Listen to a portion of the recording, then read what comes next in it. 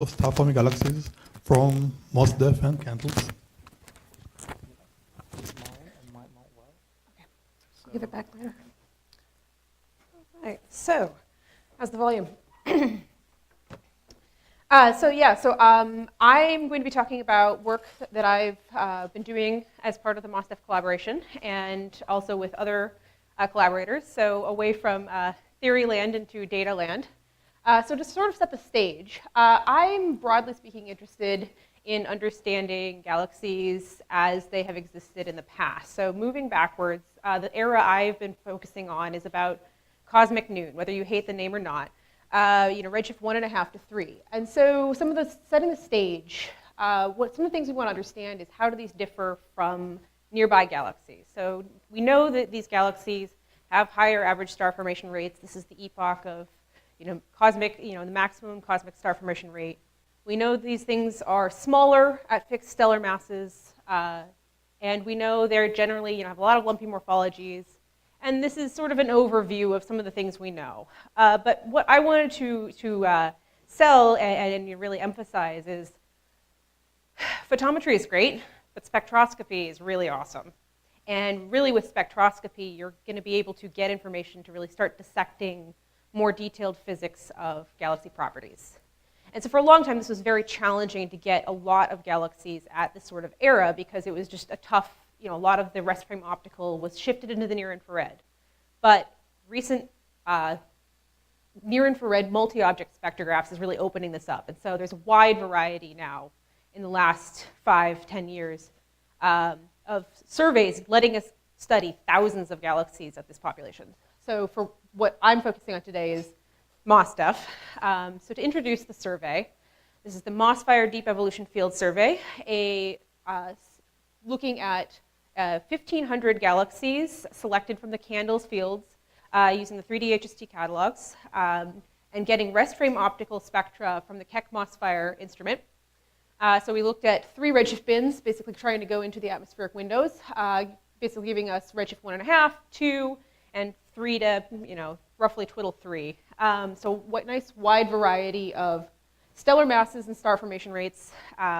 More star-forming galaxies than quiescent galaxies in this survey, but that's okay for what I'm focusing on today. And so to give you an idea of some of what the data look like, only slightly cherry-picked, we have what we really focused on for the MOSDEF survey was getting multi-band spectra.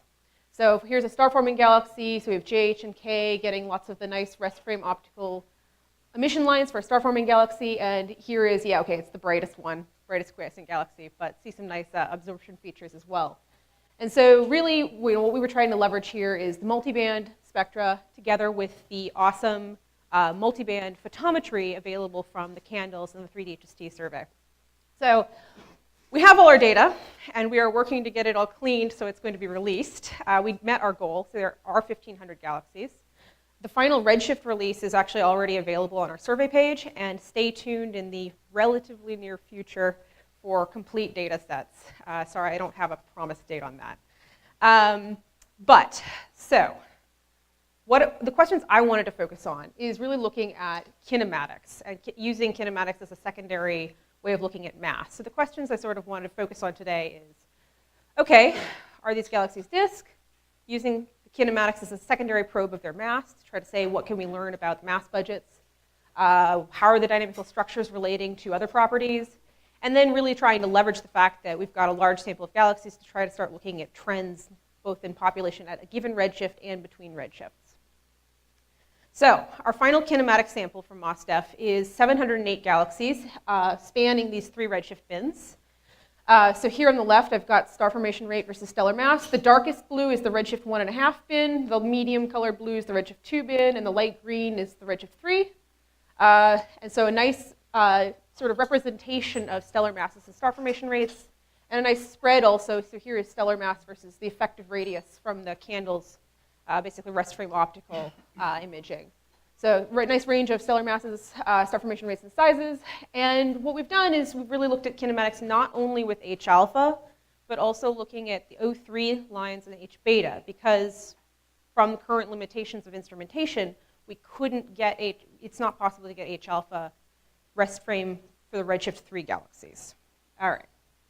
So, the challenge, of this is MOSFIRE is not an IFU. And it's awesome, but its configurable slit unit has a given position angle in the sky, and all the slits have the same orientation. So if you want kinematics, so look at one of these beautiful galaxies from the KMOS 3D survey, which Hannah will be talking about some next. If you have a slit along the major axis, that's great. You get a lot of kinematic information. But if you happen to be unlucky and your galaxy has the slit misaligned, you're basically not getting very much information. And so the challenge of trying to do kinematics with MOSDEF is a problem of how does one interpret what data you do have. And so we've solved this problem by trying to say, okay, let's make a set of forward models that takes information of what we do know about these galaxies to try to understand how much light is falling outside of the slit and how much information we are or are not getting. So we have the beautiful HST imaging from CANDELS, and that is really key here because we have information about their size, their surface index, their inclination, and how misaligned with the slit they are. And so we can try to really fold this together with a kinematic model. Here we've used an arctan model at a constant velocity dispersion and the seeing information and really try to say, okay, what do we expect to have come out of the slit if this was true? So basically an idea here, walking through, so basically you put in velocity information, the intensity information. Here's what you might expect if the galaxy is aligned with the slit. And you can see, it's capturing some of the less kinematic information because it's misaligned and also the extra broadening if you're including dispersion. Okay, so this is great for the cases where we have 2D emission lines, but we can also use this for the cases where we're not getting resolved information. Because we can use the same sort of question and say, how much kinematic information is coming through these slits, given the misalignment, even if we were trying to then extract into a 1D spectrum as well. So these models are useful both for the cases where we have resolved kinematics and where we're really just going with a single velocity dispersion from the data itself. So, what measurements we're putting together, we're trying to measure dynamical masses from these spectra together with the HST sizes and using the kinematic modeling. And we're trying, really also key here is incorporating both the ordered and the random motions. Because these things are not very cold disks like nearby, if you're not counting the amount of support from random motions, you'd end up with very relatively small dynamical masses. So, okay, great. If we have 2D spectra and there's tilted lines, great. If we don't have tilted lines, we're doing this sort of integrated measurement. And so we have resolved kinematics for 108 of our galaxies. For the remaining 600, maybe 98 of those we might have expected to have tilted lines based on how extended the emission line was in its alignment. But overall, we're really having to work from the 1D spectra here. We're combining this with measuring baryonic masses as well. Inferring baryonic masses. So we're measuring stellar masses from SED fitting, and we are inferring gas masses from dust-corrected star formation rates.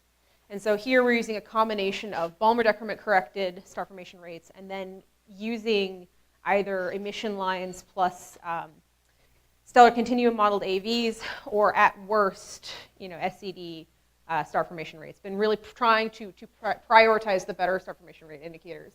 And then we're taking the Koenig-Schmidt relation and inverting to infer stellar mass. Gas mass.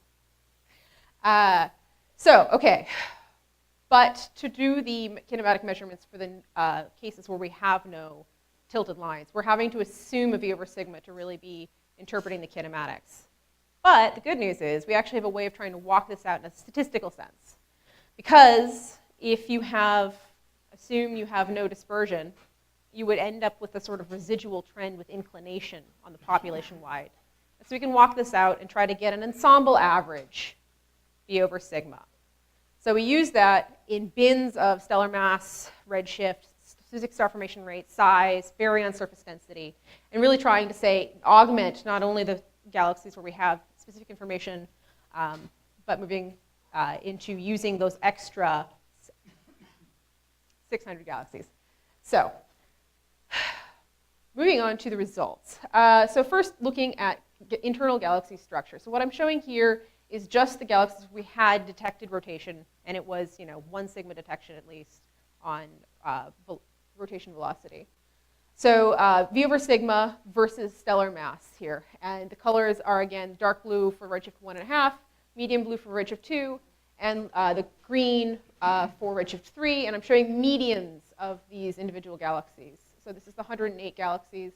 As others have found, yes, you have more ordered motion the more massive you are.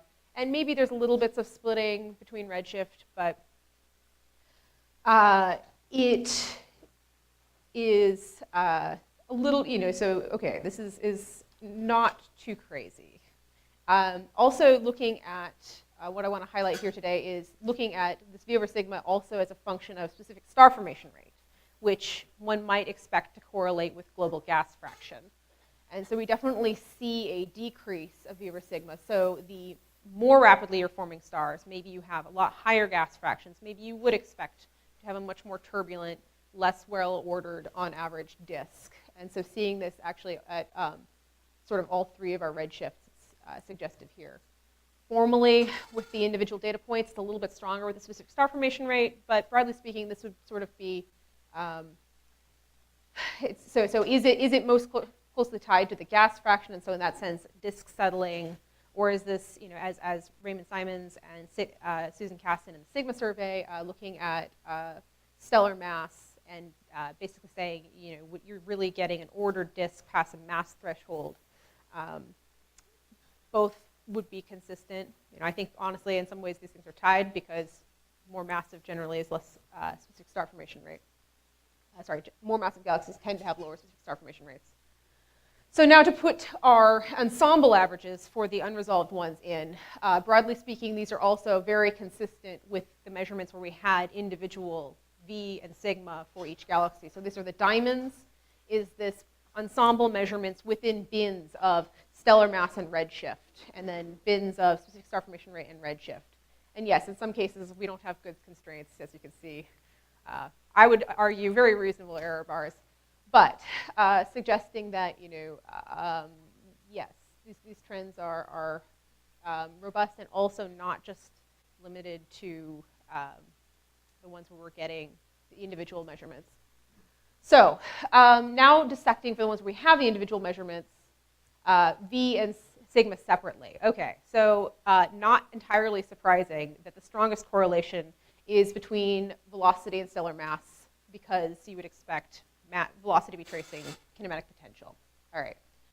So what was somewhat surprising to me was that velocity dispersion is not super well correlated with specific star formation rate, which would be the global gas fraction. It's actually much more strongly correlated with the surface density. It's sort of suggestive there, but honestly, this question of really delving into what's driving velocity dispersions is much better answered by much more accurate measurements. And so Hannah's going to be talking about this measurements from the CMOS 3D survey. Okay, but masses as well. So briefly to mention this. So we have dynamical mass versus stellar mass, dynamical mass versus baryonic mass. So overall, yes, as you might expect, gas fractions are important. And so at redshift 1.5, it's actually starting to see maybe similar offset between the dynamical mass and the stellar mass compared to the baryonic mass. You're starting to get closer to a 1-to-1 line, and similar with redshift 3. So this is just the objects where we had individual resolved rotation. And now if we put in everything using our ensemble measurements, A, the two sort of subsamples agree well, and B, you're seeing this walking down into much more baryon dominated relative to the dynamical mass measurements. Stellar mass, baryonic mass. And so basically, let's work this out into medians so we can think about this a little more quantitatively. So what I'm plotting here is dynamical mass over baryonic mass. So this is higher baryon fraction, this is higher dark matter fraction, and all of this is frankly not physical. So if we do everything in bins, we're seeing a trend over redshift where your things are getting more baryon dominated. And if we split this now by stellar mass, it actually doesn't make a difference. It's not just a stellar mass trend here. And so the darker red is the highest stellar mass bin, the yellow is the medium, and the blue is the light. So what does what might be setting this? So maybe it's size evolution. Smaller galaxies extend further into their halo. Well, if we split by size, it's still seeing kind of a redshift trend here, which is a little puzzling. And then splitting it also as an alternative is versus baryon surface density. Again, not the only thing to explain here. So yes, we have some challenges. There are some potential solutions of maybe star formation efficiency, but I will leave this as sort of, we have some interesting results, and we have some definite interesting avenues of future work. But thank you, and then pointing out again, survey release, and talk to me also if you have other questions about the survey.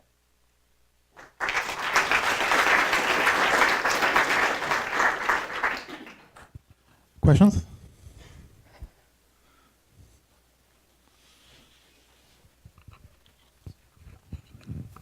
Is there any way that you can say something about the topological structures of your higher redshift galaxies, in particular whether there's evidence that a good fraction of them are indeed prolate, and of course you have to assume something about their kinematics? So that's,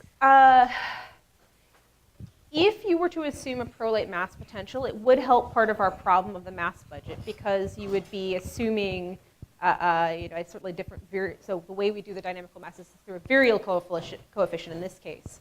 But honestly, I still don't fully understand, that in that formalism, it would be, you'd have prolate and rotation is opposite. Honestly, that doesn't make sense to me in a consistent physical framework. I'll make it very simple. Do you have any very elongated, inclined-looking galaxies for which you did not find any evidence for rotation, when in fact you should have found it at, say, 5 or 10 sigma broken it level? down to that. I haven't Okay. broken it down to that. You might look for a few. Yeah, there might be enough numbers that maybe we'd have a few like that.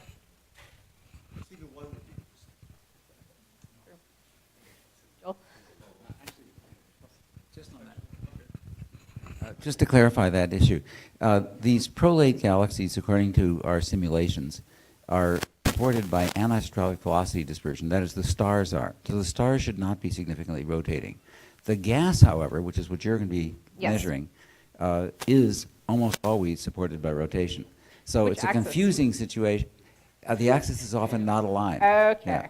Huh. So now measuring the stellar velocity dispersion, of course, is much harder. Well, yes. But that's it would be necessary to measure both and probably for several of these galaxies. So maybe if we found one that was really elongated as sort of a test case, and then basically you have to go at it for a really long time to Right. get the stellar dispersion. Yeah, and not only that, the paper that Hao-En Zhang is the first author of, it's on the archive as of May, I'm the second author, Sandy's the third author, tells you for stellar mass, redshift, and the axis ratio be over A, small to large axis, and A, what the probability is for every bin of having a galaxy that's prolate.